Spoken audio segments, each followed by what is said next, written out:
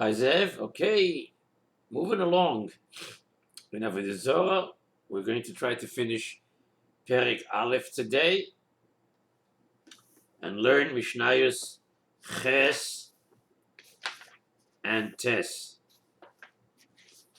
Tes is the short Mishnah. Okay, the Mishnah goes weiter in discussing the Isurim of selling varieties of things to Ovdei Avodah Zarah. So the Mishnah in Ches says, "Ve'ein oisin tachshitin l'Avodah Zarah." We may not make any ornaments specifically for idols. Namely, what are these ornaments? Kutlois, unezomim, vetabois. Kutlois are chokers, nezomim are nose rings, and tabois, rings, finger rings. But Rabbi Lezer says, besochar mutar, it's permissible to make them for pay. In other words, Rabbi Lezer permits making the decorations for the idol for pay, since the Jew is not making the actual idol. If he's not being paid, so Verstehtach that Rabbi Lezer agrees that it's also just like any gift towards the Avodah Zarah, towards the idol, is also. I just want to say a parenthetical note that it's interesting to pursue, that this entire passage does not appear in many texts of the Mishnah, does not appear in the early texts of the Mishnah, and is also apparently omitted by Rashi. Tosfos omits it as well, arguing, says Tosfos, that it's difficult to believe that any Tana would permit making an object lechatchila that he knows is going to go for the Avodah Zarah. And I draw your attention to the last piece of Mishnah Zayin, where the Mishnah was talking about being able to build these variety of buildings, the basilica, the stadion, the bima, bonim amoyim busmois beis mechatzois. You can also build for them beautiful structures that are not used for idolatry or for capital punishment, but rather for all sorts of entertainment, as well as bathhouses. And the last part of the Mishnah said, but when they build a bathhouse for them, which is permissible, and reach the archway in which they place an idol, it's forbidden to build it for them because the archway is built specifically for the idol. I draw your attention to this last passage in Mishnah Zayin because it relates to this to the note that I make, that there are those that are not goyres. The first part of the Mishnah here of oisin tachshitin l'Avodah Zarah, kutlos and nezomim v'tabois. How can you go ahead and make anything afilu if it's b'schar? Afilu if it's b'schar. In the end of Mishnah Zayin, they would also pay them for making this archway. Anyway, something to look further into. Now the Mishnah comes and tells us a halacha that's very well known, based on the Isur. There's an Isur min Torah. There's an Isur min Torah to sell houses or fields in Eretz Yisrael to idolaters. The prohibition is based, the Gemara tells us, on the pasuk in Devarim Perek Zayin, pasuk Beis, where the Torah says the two famous words, Lo sechanem. Lo sechanem. Sechanem comes from Lashon of chen.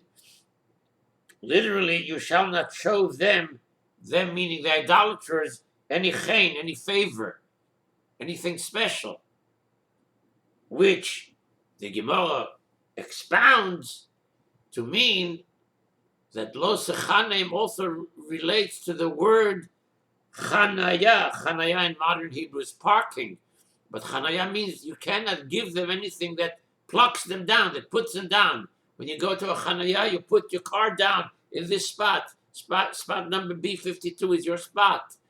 Lo sechanim says the Gemara. There's an issue. What is lo sechanim? There's an issue to give over there for the Zohar any form of chanaya, any form of settlement, of ownership in Eretz Yisrael. So the Rebbe says the Mishnah, Ein moichim lahem b'mechubal hakarka.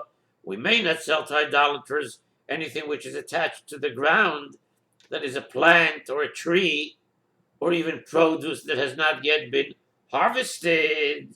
That when the idolater owns something attached to the ground, he is considered al pi halacha as having possession of the land itself. So ein moichim lahem b'mechubal hakarka. But says the Tanakama, aval moicher hu b'shikotzet. But one may sell to an idolater once it's been cut down, the tree has been cut down, the bush has been cut down, the fruit has been cut down. Since the halacha does not consider this, as the Tanakama has given ownership, given the idolater ownership, a shtick of the land. Rabbi Yehuda goes further and says, he can sell to the idolater with a condition that it will be cut down. Since the idolater, again, says Rabbi Yehuda, will have no ownership in the land itself. So according to Rabbi Yehuda, since the idolater will immediately cut down the tree, so one who sells it to him is not considered to have given the idolater any rights in the land. The Tanakama, however, holds that even if such a condition is made, we are concerned, that maybe the idolater will leave it there. And it will then turn out that the Jew did give him a foothold, a settlement, a chanoya in the land. That's a machlekes between the Tanakama and Rabbi Yehuda, the way the Rashba explains it. Now, weiter, we continue with another important yesod. That midina Torah al pidina Torah, the Isu forbids only selling land to an idolater in Eretz Yisrael.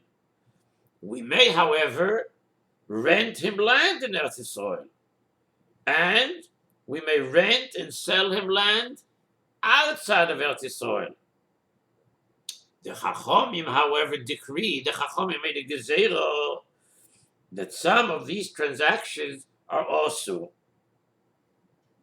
So the Mishnah now gives us a machlokes regarding the extent of this gezerah derabanan. I repeat again because this is an important yesod here. That mina Torah, the isu only is to sell land to an idolater in Eretz Yisrael. We may, however, rent land to him in Eretz Yisrael. And we may also rent and sell him land outside of Eretz Yisrael. But the Chachomim made a gezerah that some of these transactions are also. Which transactions? Now the Mishnah is going to tell us.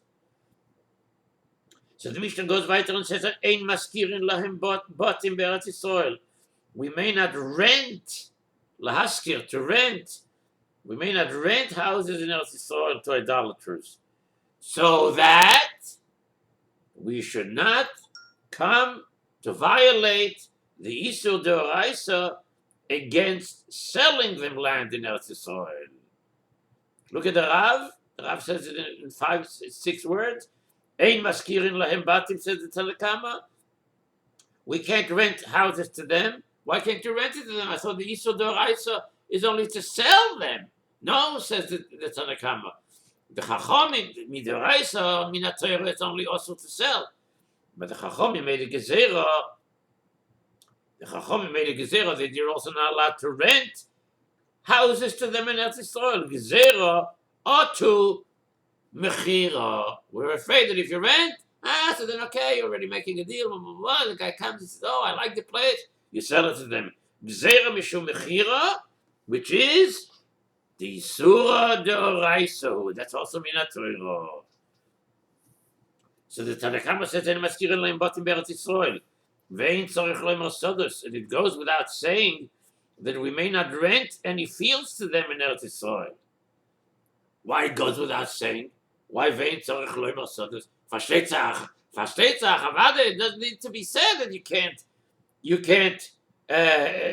rent to them, that you can't rent to them sodos. So the Rav says, very good. Ve'in tzorich leim sodos. You know why it needs not be said? Because by sodos there are two isurim. Isur number one is you're not allowed to give them chanoya bekarka. There's no way that you can give them any kind of foothold in the land. And secondly, there's another isur. The other isur is that mafkiyan mina ma'isros. The Torah requires us in Eretz Yisrael to separate tumas and ma'isros from the crops that grow in Eretz Yisrael. Right? The tuma, which is given to the Kohen, and the ma'isor, which is given to the Levi. Now, crops that are grown by an idolater, crops that are grown by a goy, are exempt from tumas and ma'isros.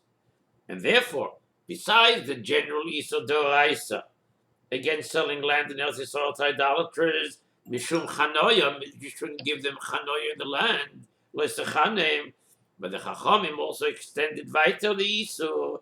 The Chachamim also prohibited selling any crop-producing field to an idolater for an additional reason.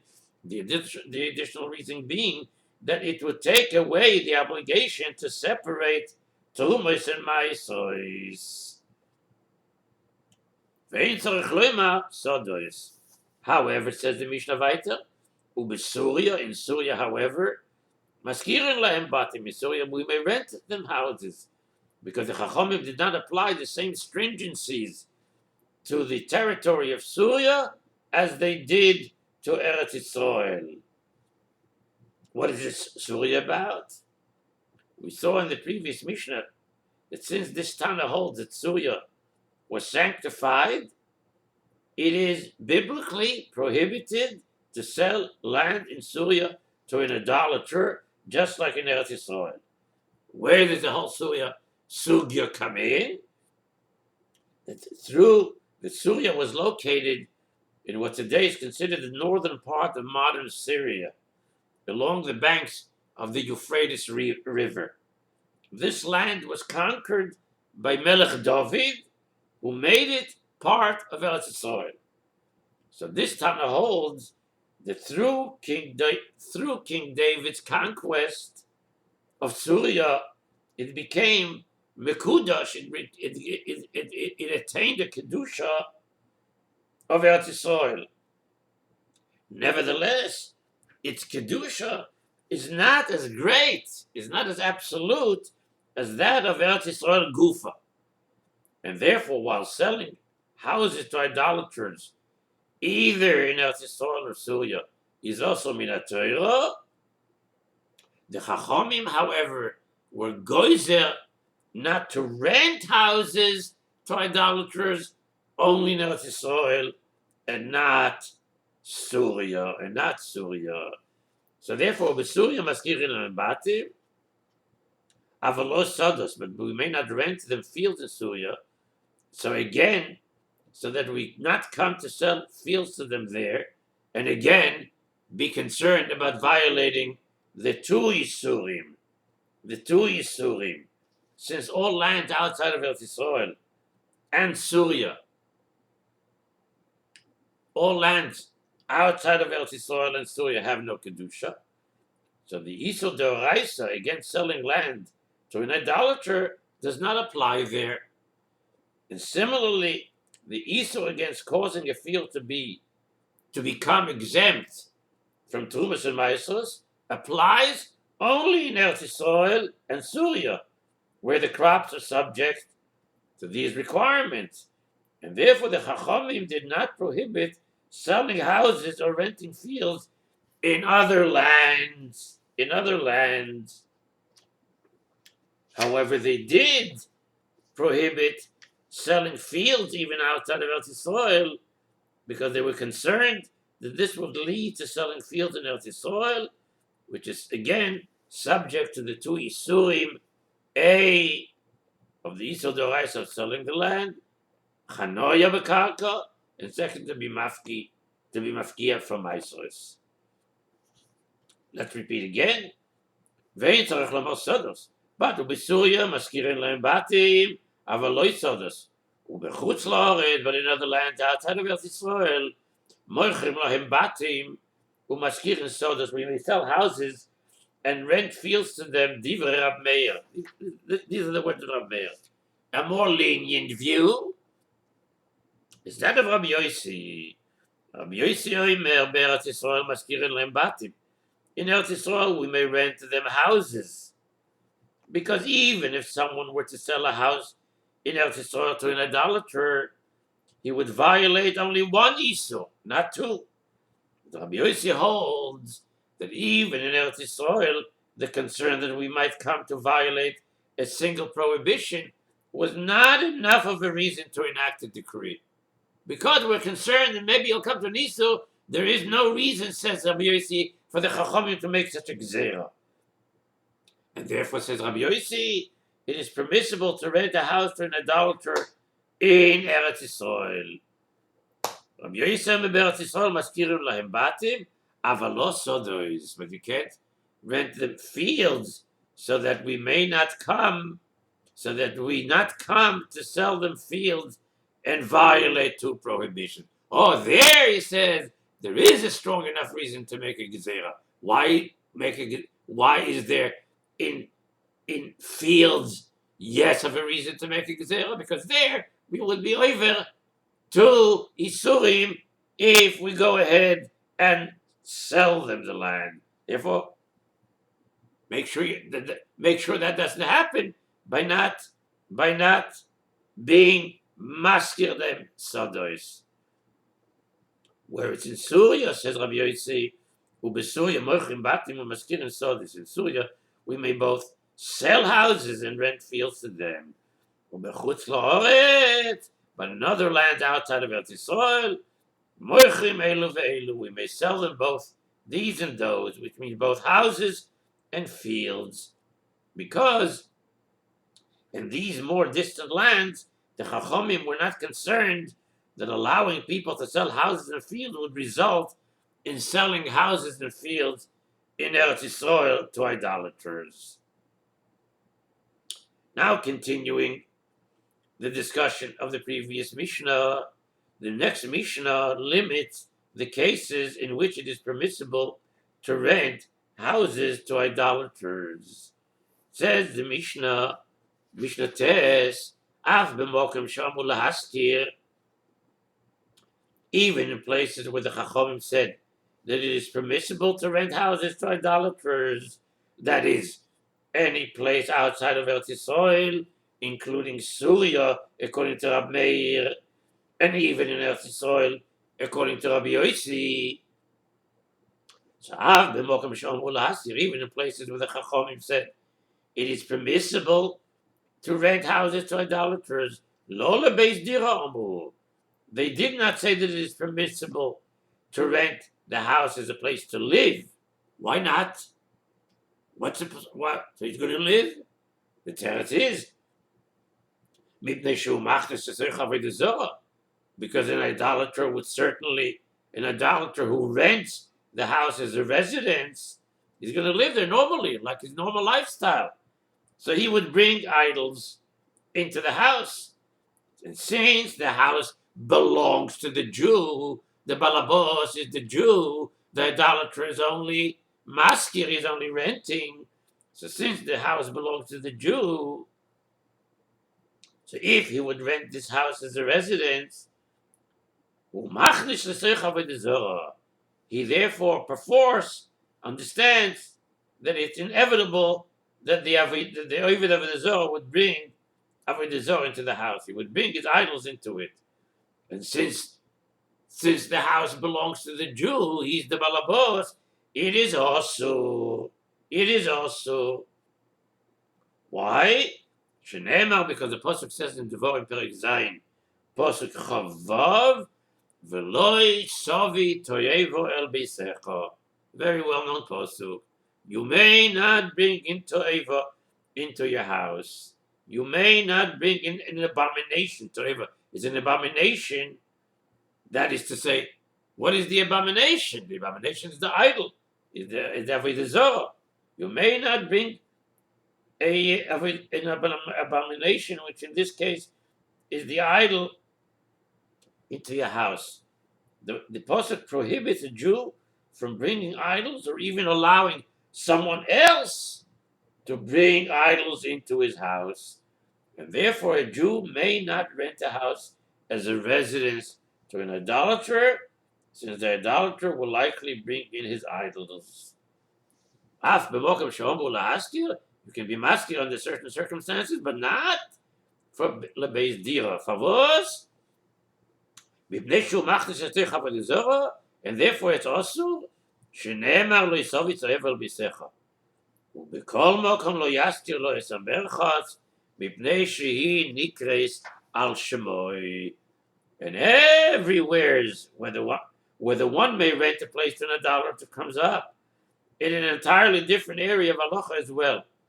That is, that a Jew who has a business, such as a bathhouse, may not hire an idolater to work for him on Shabbos. If the Jew rented the bathhouse to an idolater, the idolater is not working for him, and his prohibition does not apply. Nevertheless, the Chachamim answered it. Nevertheless, the Chachamim answered it. Why? Here's what the Mishnah says. However, in all places, whether in Eretz Yisrael or anywhere else, one may not rent a bathhouse to an idolater. Because the bathhouse is called by the Jewish owner's name. And therefore, even after it is rented out, people will call it, that's Shmuel's bathhouse. That's Yankel's bathhouse. Everybody knows in town, Yankel had a bathhouse for 20 years. Now all of a sudden he's tired, he wants to retire, so he rents the place to an Avodah Zarah. And therefore, when the idolater heats the water on Shabbos, people will think of it that he was hired to work on Shabbos, which is asur. Just one more note, that when a bathhouse is rented to an idolater, and word spreads that the bathhouse is operating on Shabbos, it will not be assumed that the idolater rented it from a Jew, or that he's working on a permissible profit-sharing basis, since these were uncommon arrangements. Rather, people will suspect that the Jewish owner violated the prohibition against hiring a salaried worker to work for him on Shabbos, which then will cause Chilul Shabbos. Okay, good Mishnah. We're finished with Perek Aleph.